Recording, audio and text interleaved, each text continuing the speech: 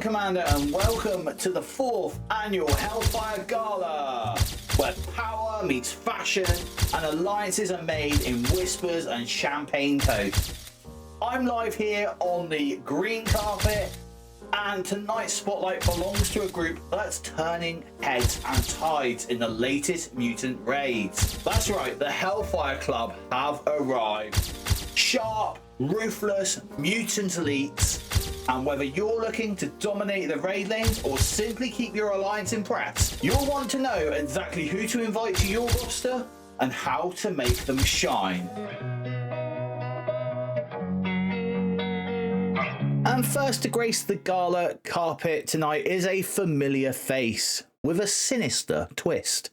Cloned from greatness and dressed to kill, Madelyne Pryor is back, reworked and ready to rule the raid lanes with infernal elegance. And her basic psionic smite is going to attack the primary target for 240% damage and flip 2 positive effects into negative effects. The T4 on this one, which I have down as a high value T4, is to add an additional 60% damage to the primary target, which is going to make that 300% damage you're attacking the primary target for.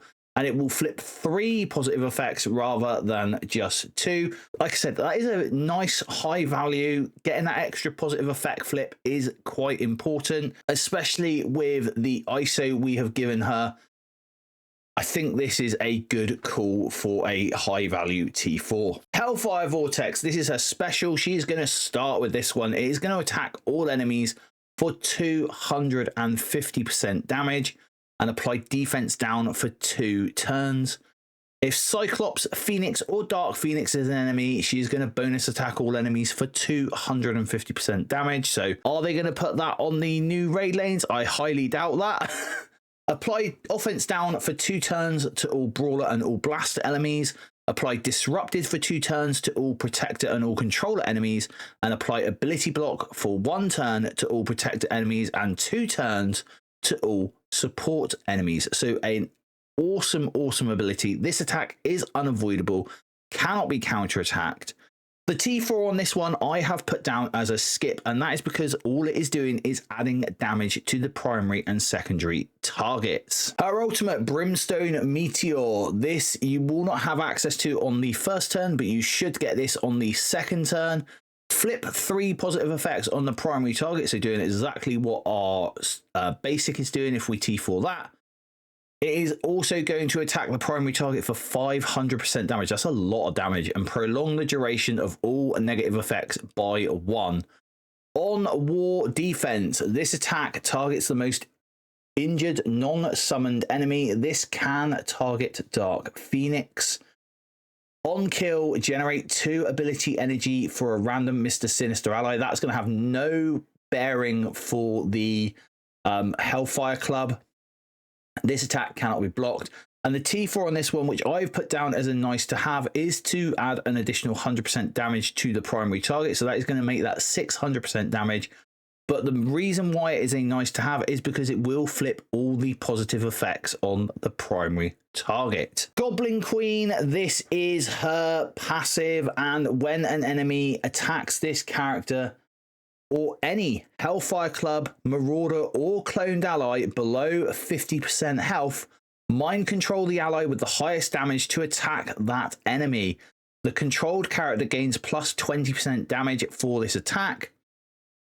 Gain 25% chance to assist on non-attack abilities. So that is things like Emma's ability where she puts the slow out. Gain 50% resistance per enemy brawler. Lower the crit chance by 50% for all mutant enemies, which is really quite good. And then on War Defense, on spawn, fill speed bar by 30% for a random strife ally. That again is not going to do anything because we are not in the Marauders era anymore. And the T4 on this one, which I have down as a high value T4, is to add an additional 25% chance to assist on the non-attack abilities. That is going to give you a 50% chance to assist, which is better than, you know, that 25% definitely. And also is going to add an additional 10% damage for the controlled characters, meaning that 30% damage on the controlled character's attack. Up next, don't let the diamond glare fool you. This isn't the Emma Frost you remember sipping tea with the X-Men. No, this Emma is Hellfire royalty. Reimagined, reworked, and absolutely ruthless. She's not just dressing for the gala, she's commanding it. And her basic fashionable strike is going to attack the primary target for 230% damage and flip 2 positive effects to negative effects. If charged, she's then going to attack the primary target for 280% damage and clear 2 positive effects instead. So more damage, clearing effects if she's charged, and you'll see that she will get charged quite easily. The T4 on this will add an additional 60% damage to the primary target on all attacks, but I think as it is just a damage boost, you can quite happily skip this T4. However, one that we cannot skip is Diamond's form. This she can start with, and if charged, it will clear charged on her. She's going to barrier herself for 20% of this character's max health. She's going to clear 3 negative effects from self and all allies and apply immunity to 3 random mutant villain allies or self. She will then apply slow to all enemies. Then she will gain charged. And the T4 on this one, which I have put down as a high value T4, is to clear all negative effects from self and all allies, which is brilliant as long as you don't have trauma, obviously, and to apply immunity to self and all mutant villain allies, which is only going to give you 1 extra ally in the Hellfire Club. But if you do some plug and play later on with her, this is going to help tremendously. Turn the tables. This is her ultimate. I love this attack. If charged, it will clear charged. Clear 3 positive effects from all enemies. Apply blind to the primary target. She's so good, this character. Mind control the enemy or ally character with the most damage to attack the primary target. Plus 75% chance to control a second character. Controlled characters gain 25% damage for this attack, and if the primary target is killed, it is going to apply blind to the non-summoned enemy with the most speed bar. It's going to gain 10,000 extra focus for this action, so no skirmisher needed here. This attack is unavoidable. And the T4 on this one, which is a very high value T4, is to clear all positive effects on enemies. Mind control the 2 enemies or ally characters rather than just the 1. And also it is going to add another 15% damage for the controlled characters, meaning a 40% damage increase to the attacks from the controlled characters. The White Queen. On turn, she's going to heal herself for 15% of her max health. This is her passive. She's going to apply a minus 10% speed to all enemies. Now, I believe at the moment in Arena, this seems to be bugged and not working. Gonna have to take a look at why that is. While charged, gain plus 400% armor and 500% resistance. So she's going to become a tough cookie to crack. On war defense, on spawn, she's got a 50% chance to apply defense up for 2 turns to all mutant villain allies. And I've got this down as another high value T4. And the reason for this is because on war defense, on spawn, she's always going to apply defense up for 2 turns to all mutant villain allies.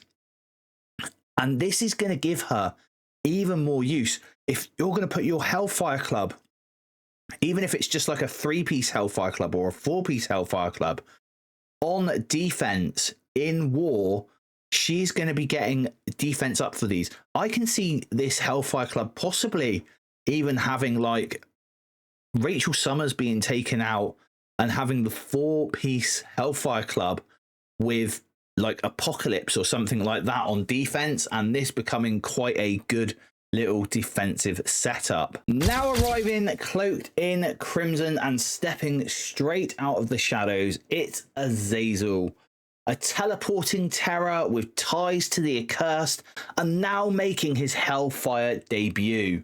He's not just crashing the Gala, he's slipping through walls and redefining mutant movement in the raids. And his Hellish Slash is going to attack the primary target for 250% damage, with a bonus attack to the enemy with the highest damage for 120%. If this character has 3 or more Hellfire Club or Accursed allies, this attack cannot be counterattacked. The T4 on this one is going to add 50% extra damage. That makes that primary attack a 300% damage attack, and the bonus attack being 150% because we're adding 30% damage to the enemy with the highest damage. However, I have put this down as a T4 that is skippable. It is just a damage buff, and I think unless you have a absolute plethora of T4s available, this is something you can quite easily skip. Tailored Strikes. This is going to be an ability you can use on turn 1. It is going to attack all enemies for 270% damage and flip defense up. Pretty good. Bonus attacking the enemy with the highest damage for 270% damage. And if this character has 3 or more Hellfire Club or Accursed allies, this attack cannot be counterattacked. The T4 on this one, which I have put down as a high value T4, is going to do an additional 50% damage to all enemies, 50% damage to the enemy with the highest damage, so making that 320% damage to all targets, plus another 320% damage to the highest damage character. And then he's going to apply bleed to all enemies and apply blind to the enemy with the highest damage. So an absolutely high value T4 there. Infernal Barrage. This is his ultimate, and although it looks like you are not going to be able to start with this one, you actually will do because of Azazel's passive. This is going to attack the primary target for 250% piercing and clear 1 positive effect. It is going to rebound to 8 targets within infinite spaces of the previous target for 250% piercing damage, massive, and clear 1 positive effect.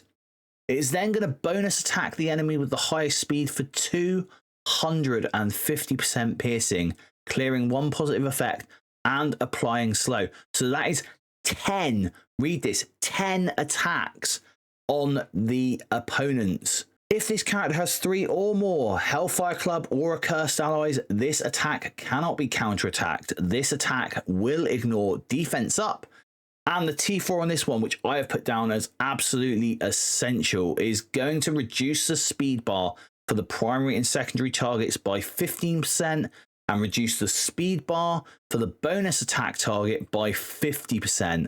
So basically, if he does a rebound chain onto a secondary target, he'll reduce the speed bar by 15%. And if that secondary target does happen to be the character with the highest speed, he's also then going to knock their speed bar back down by another 50%. So that is absolutely insane and an essential T4. The Black Bishop. On spawn, if this character has 3 or more Hellfire Club or Accursed allies, fill speed bar for this character by 5%. In raids, on enemy death, generate 1 ability energy for self and all Hellfire Club allies. So there you go. He is going to be the ability energy battery for the Hellfire Club. Fill speed bar for self and all Hellfire Club members by 5%. And then gain 15% drain. Hellfire Club and Accursed allies gain 15% drain. So that's kind of where the healing is going to come through from. The T4 on this one, again, I've put this down as an essential. is because in rage on enemy death, he's going to fill the speed bar for self and all Hellfire Club allies by 10%. And on spawn, if this character has 3 or more Hellfire Club or accursed allies, generate 1 ability energy for this character, which is going to allow you to do that ultimate on the first turn. And what I love about this kit is that they've not like locked any of this behind Crucible for the accursed. They've literally just locked it to the Hellfire Club and accursed traits, which is really good. Now this is a surprise appearance. Rachel Summers trading in her usual grit for glamour as she joins the Hellfire Club. But don't worry, Commander, she hasn't let the velvet robes corrupt her. Rachel still stands tall with her immortal X-Men allies, even while lighting up the raid lanes in high style. And Rachel's basic Psychic Spark is going to attack the primary target for 220% damage and apply defense down. She is going to attack the enemy with the highest damage for 220% damage and apply defense down. So lots of bonus attacks going on here in this team.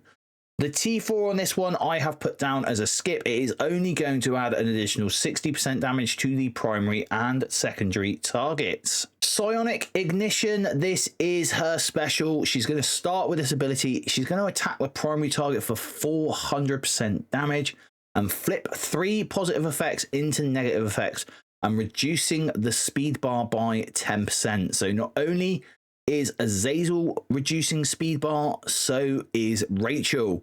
Bonus attack the most injured enemy for 400% damage, clear 3 positive effects and reduce their speed bar by 10%. And I have put this down as an essential T4, and the reason for that is because the T4 on this is going to add an additional 15% reduction of the speed bar. So that is going to do a 25% speed bar reduction on both the primary and the bonus attack. And it will also then spread stun and 3 other negative effects from the primary target to the most injured enemy.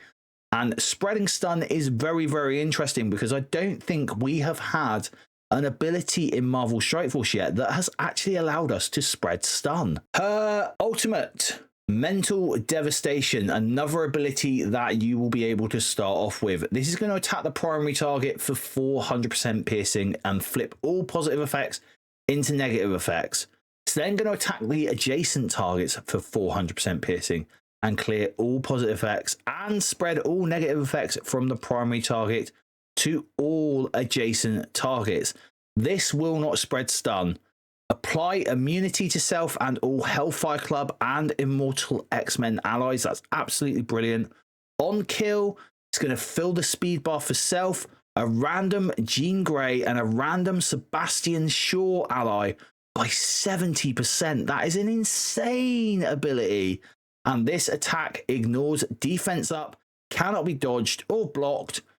The T4 on this one I've got down as a high value T4. It is going to add an additional 100% piercing to the primary and secondary targets. That is 500% piercing damage. That is a lot of damage coming out from Rachel's ultimate there. And it will then allow the spread of stun from the primary target to all secondary targets. This is going to be absolutely brilliant. And her passive, Bright Lady, on spawn, she's going to gain immunity. If this character has 3 or more Immortal X-Men allies, apply immunity to all Immortal X-Men allies. If Cable is not an ally, and if this character has 3 or more Immortal X-Men allies, it's going to fill the speed bar by 5% for self and all Immortal X-Men. So she is going to replace Cable in the team, and she's basically going to be Cable with a bonus, Cable plus.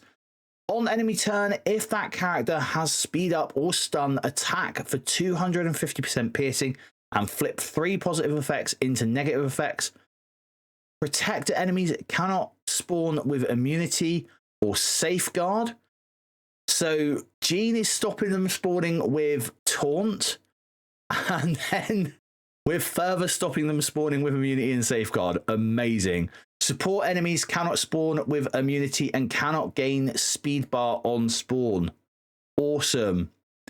If this character has 3 or more immortal X-Men allies, enemy characters can only have their resistance increased by positive effects, and enemy characters cannot gain assist now.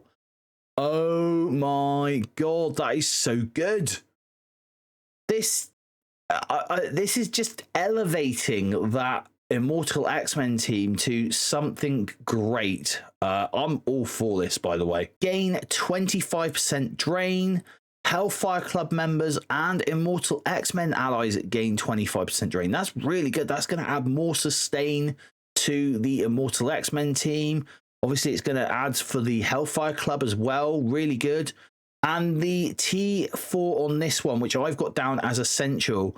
When an enemy gains slow, if this character has 3 or more Hellfire Club or Immortal X-Men allies, it's going to reduce that character's speed bar by 15% and apply trauma. So this isn't just when the when a character, this is anytime a character gains slow, anytime an enemy gains slow, and as long as she's got 3 Hellfire Club or Immortal X-Men allies, she's going to put trauma on them and reduce their speed bar. That's insane. That is absolutely brilliant. And finally, what would the Hellfire Gala be without its true patriarch of power? Sebastian Shaw arrives with his signature charm, brutal resilience, and enough political weight to tip the mutant world off its axis. The inner circle is now complete, and the raid lanes may never recover. And Sebastian's basic proper strike is going to attack the primary target for 280% damage. If he is charged, he's going to apply stun to the primary target and clear charged on this character. And while charged, this attack cannot be blocked, dodged, or counterattacked. The T4 on this one is going to add an additional 50% damage, making that 330% damage to the primary target. And while charged, this attack cannot miss. Now, I've got this down as a high value T4 just because of adding that cannot miss. There are still characters out there that will either apply blind or will have charges like Spider Weaver. And so this makes that basic some decent, a decent attack that can always pile the pressure on. Explosive redirection. This is Sebastian's special, and this is going to clear all barrier on all enemies. It is going to attack all enemies for 300% damage. If this character has 3 or more Hellfire Club allies, he's going to apply heal block for 2 turns and defense down for 2 turns on all enemies. He's also going to reduce the speed bar of all enemies by 5%. He's then going to gain taunt, barrier himself and all Hellfire Club allies for 30% of this character's max health. Apply defense up for 2 turns and safeguard for 2 turns to self and all Hellfire Club allies. Fill the speed bar by 35% for a random Emma Frost ally. And while charged, this attack is unavoidable and cannot be blocked or counterattacked. Again, this is another very high value T4, and the reason why I put that down is the additional 50% damage to the primary target. And if charged, damage is increased by 125%. That's a big damage increase, which makes this a high value T4. Kinetic retaliation. This is his ultimate. Again, this will not be something that he will start with, but it is going to attack the primary target for 325% piercing. It will attack the primary and adjacent targets for 325% piercing. If charged, damage is increased by 50%. This attack ignores defense up. While charged, this attack is unavoidable and cannot be blocked or counterattacked. And again, the T4 on this one is just going to add 50% damage to the primary and secondary targets. If charged, damage is increased by 100%. But that is huge, because if charged, that is putting an extra 100% piercing damage. Piercing damage is very, very important. So that makes this a high value T4. Last but not least, we have his passive, the Black King. On spawn, he is going to gain Taunt. He's going to barrier himself for 30% of his max health.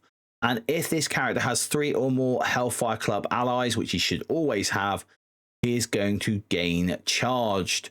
When an enemy attacks this character, gain Charged and apply Charged to a random Emma Frost ally. And this is what I meant by the fact that Emma is going to have real easy access to getting Charge on herself. Plus, fill the speed bar by 5% for that Emma Frost ally. When this character drops below 50% max health, he's going to barrier himself for 10% of his max health. He's going to fill the speed bar of a random Emma Frost ally by 50%. While charged, he cannot gain exposed, vulnerable, or heal block. This character cannot have his speed bar reduced. And in raids, Hellfire Club allies, apart from Sebastian obviously, cannot gain Taunt. While he is charged, and this is an essential T4 in my opinion, he is going to gain an additional 20% damage.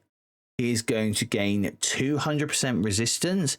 He is going to gain 500% focus, 15% damage reduction, up to a maximum of 80% damage reduction. There's no healer really in the Hellfire Club, not like that.